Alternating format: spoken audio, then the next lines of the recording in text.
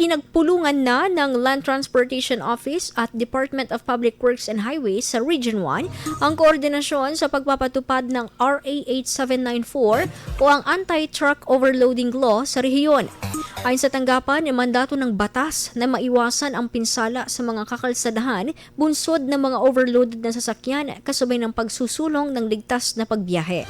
Bago ang implementasyon, may mga personnel mula sa DPWH ang sasailalim sa LTO Deputation Training at ipapakalat din ng ilang LTO enforcers sa Permanent Way Bridge at Mobile Truck Weighing Stations. Sa ilalim nito, inaasahan na mapapangalagaan ang hangarin na manatiling ligtas ang mga motorista sa pagtitiyak na walang pinsala ang mga kakalsadahan.